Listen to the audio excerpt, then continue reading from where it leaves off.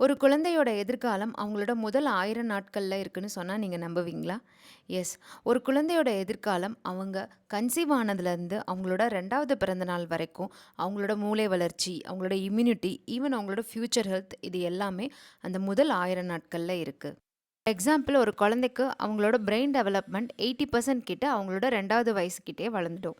அது மட்டும் இல்லாமல் ப்ரெக்னென்சி டயத்துலையும் சரி, அவங்களோட இன்ஃபான்சி அந்த முதல் 2 வயசு வரைக்கும் கொடுக்கக்கூடிய ஊட்டச்சத்து, அவங்களோட இன்டெலிஜென்ஸ், எமோஷனல் ஹெல்த், அப்புறம் அவங்களோட கற்றுக்கக்கூடிய எபிலிட்டி இது எல்லாத்துக்குமே வந்து ஃப்யூச்சருக்கு இதுதான் அடித்தளமாக இருக்கும். அப்புறம் அவங்களோட இம்யூனிட்டி பில்ட் ஆகிறதுக்கும் இதுதான்.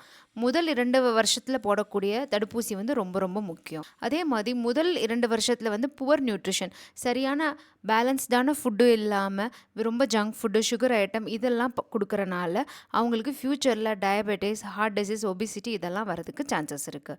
ஸோ இந்த முதல் 1000 நாட்கள் ரொம்பவே முக்கியம். அதே மாதிரி கர்ப்ப காலத்தில் தாய்மார்கள் ஆரோக்கியமாக இருக்கும்போது தான் அந்த குழந்தையும் இன்னும் நல்லா ஆரோக்கியமாக இருக்கும். ஃபார் எக்ஸாம்பிள், ஒரு பெண் அவங்க கன்சீவ் ஆகிறதுக்கு முன்னாடியே ப்ரீநேட்டல் வைட்டமின்ஸ், ஃபோலிக் ஆசிட் எடுக்கிறது ரொம்ப ரொம்ப அவசியம். அதே மாதிரி அவங்க கன்சீவ் ஆனதுக்கப்புறமும் முதல் 3 மாதம் சத்து மாத்திரைகள் சாப்பிட்றது ரொம்ப ரொம்ப அவசியம். இது எதுக்காகனா குழந்தையோட மூளை வளர்ச்சிக்கு இது ரொம்பவே முக்கியம்.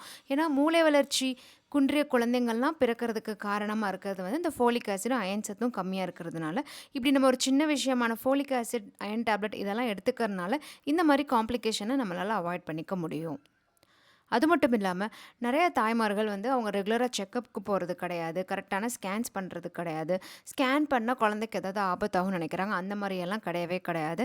நீங்கள் ஸ்கேன் பண்ணுறனால குழந்தையோட வெயிட்டு, அப்புறம் கர்ப்பப்பையில் வந்து எவ்வளோ தண்ணி இருக்குது இது எல்லாமே நம்மளால் தெரிஞ்சுக்க முடியும். இன்கேஸ் தண்ணி கம்மியாக இருக்குன்னா அதனால வந்து நம்ம டாக்டர்ஸ் வந்து உங்களுக்கு சில பவுடரோ ட்ரிப்ஸோ இந்த மாதிரி போட்டு குழந்தைக்கு இன்னும் நல்லா சப்போர்ட்டிவாக டெலிவரி ஆகிறதுக்கு ஹெல்ப் பண்ணுவாங்க. ஸோ எந்த ஒரு செக்கப்புமே மிஸ் பண்ணக்கூடாது. ஏன்னா நீங்கள் செக்கப் போகிறப்ப தான் உங்களோட பிபி அதிகமாக இருக்கா, கம்மியாக இருக்கா, சுகர் அதிகமாக இருக்கா பார்க்கணும். ஏன்னா சுகர் அதிகமாக இருந்தாலோ இல்லை வந்து பிபி அதிகமாக இருந்தாலோ அதுவும் வந்து குழந்தைய பாதிக்கும். ஸோ அதுக்கான ட்ரீட்மெண்ட்டும் எடுக்கிறது ரொம்பவே அவசியம். இந்த இன்ஃபர்மேஷன்ஸ் தெரியாமல் நிறையா பெற்றோர்கள் இருக்காங்க. இதெல்லாம் கண்டிப்பாக தெரிஞ்சுக்கணும். ஏன்னா சின்ன சின்ன கேர் எடுக்கிறதுனால அவங்களுக்கு ஏற்படக்கூடிய பெரிய காம்ப்ளிகேஷன்ஸை நம்ம தவிர்க்கலாம்.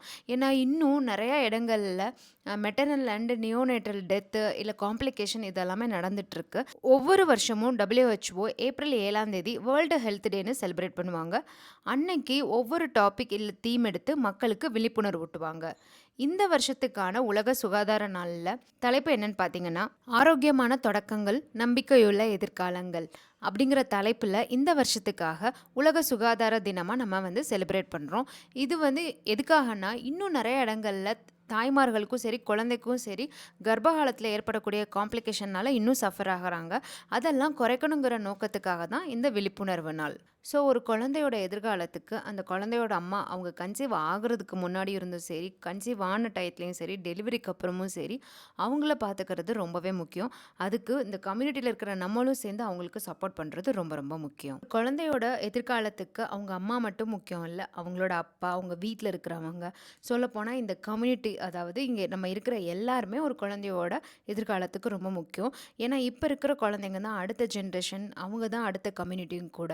ஸோ ஒரு குழந்தை வந்து நல்லா ஹெல்த்தியாக மென்டலாகவும் ஃபிசிக்கலாகவும் இருக்கிறது ரொம்பவே முக்கியம். இதில் நம்ம என்ன பண்ண முடியும்னா, இப்போ ஒருத்தவங்க ப்ரெக்னென்ட் ஆகிட்டுருக்க ட்ரை பண்ணுறாங்கன்னா, அவங்களுக்கு ரொம்ப நாள் ஆகுதுன்னா அவங்கள ஏன் இன்னும் ஆகலைன்னு சொல்லி ஸ்ட்ரெஸ் பண்ண வேண்டாம். அதுக்கு அவங்களுக்கு சப்போர்ட்டாக இருந்து என்ன செய்யணுமோ, என்ன ஹெல்ப் பண்ணுமோ நம்ம அதை பண்ணலாம். அதே மாதிரி ஒருத்தவங்க ப்ரெக்னெண்ட்டாக இருக்காங்கன்னா அவங்கள பார்க்கும்போது செக்கப் போயிட்டீங்களா அந்த மாதிரியான கேள்விகளை கேட்கலாம். அதை விட்டுட்டு இந்த தடவையும் பெண் குழந்தையா, இந்த தடவையும் ஆண் குழந்தையா அப்படிங்கிற கேள்விகளை கேட்டு அவங்கள ஸ்ட்ரெஸ் பண்ண வேண்டாம். வீட்டில் இருக்கிறவங்க ஆண்களும் சரி, அவங்க செக்கப்புக்கு கூட்டிகிட்டு போகிறதுக்கு இது மாதிரி விஷயங்களுக்கெல்லாம் நீங்கள் சப்போர்ட்டாக இருக்கிறது ரொம்பவே முக்கியம். ஏன்னா இந்த குழந்தைங்க தான் ஃப்யூச்சர் ஜென்ரேஷன். இந்த ஃப்யூச்சர் கம்யூனிட்டி வந்து ஹெல்த்தியாக இருக்கிறதுக்கு நம்மளும் கண்டிப்பாக சப்போர்ட் பண்ணணும். தேங்க்யூ.